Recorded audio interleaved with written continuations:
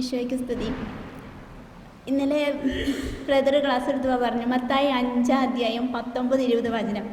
സത്യം പറഞ്ഞാൽ പല വചനങ്ങൾ വായിച്ചാലും ഒന്നും തന്നെ മനസ്സിലാകാറില്ല. അതുകൊണ്ട് തന്നെ വേഗം കടത്തിവിടാറുണ്ട്. പക്ഷെ ഇന്നലെ പറഞ്ഞത് എനിക്ക് ഒത്തിരി ടച്ച് ചെയ്തു.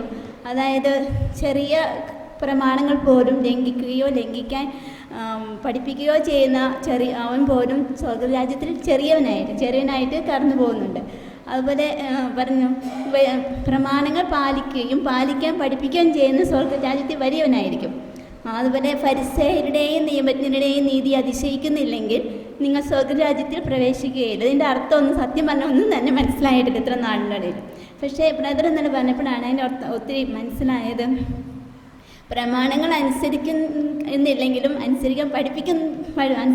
ലംഘിക്കാനായിട്ട് പഠിപ്പിക്കുക പോലും ചെയ്യുന്നുണ്ടെങ്കിലും പോലും സ്വർഗരാജ്യത്തിൽ അവൻ ചെറിയവനായിട്ടെങ്കിലും അകത്ത് പ്രവേശിക്കുന്നുണ്ട്.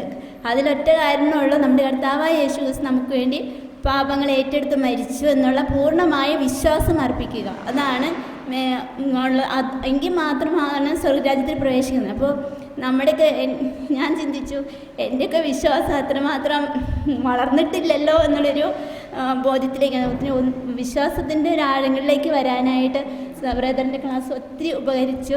പിന്നെ ഒരിക്കലും കേൾക്കാത്ത വിധത്തിലുള്ള ടോക്കുകളാണ് ഈ ദിവസങ്ങളിലെല്ലാം കേട്ടത്. ഒരു ധ്യാന കേന്ദ്രത്തിനും പോയിട്ട് ധ്യാനിച്ചപ്പോൾ ഇതേപോലെ ഒരു വചനത്തോട് കൂടുതൽ ആർത്തി അത് തന്നെ പറഞ്ഞ ഒരു ആർത്തിയാണ് ഇപ്പോൾ വചനം വായിക്കാനും. വചനം പ്രത്യേകിച്ച് പരിശുദ്ധാത്മാവിൻ്റെ അഭിഷേകത്തിൽ നിറഞ്ഞുകൊണ്ട് പ്രാർത്ഥിച്ചുകൊണ്ട് സ്തുതിച്ച് കഴിഞ്ഞിട്ട് വചനം വായിക്കുമ്പോഴേക്കും വചനത്തിൻ്റെ കൂടുതൽ അർത്ഥങ്ങളിലേക്ക് കടന്നു പോകാനായിട്ട് സാധിക്കുന്നുണ്ട്. അത് ദൈവത്തിന് ഒത്തിരി നന്ദി പറയുന്നു. അതുപോലെ പറഞ്ഞൊരു കാര്യമായിരുന്നു, ബറബാസിനെ കുരിശ് തറയ്ക്കുന്ന ഒരു രംഗം ഇവിടെ ബ്രദർ ഇങ്ങനെ ആക്ഷനിലൂടെ കാണിക്കുകയുണ്ടായി. അതൊത്തിരി ടച്ച് ചെയ്തു. ഞാനപ്പോൾ ചിന്തിച്ചു ആ ബറബാസ് ഞാനാണോ എന്നൊരു ഇതിൽ ചിന്തിച്ചായിരുന്നു.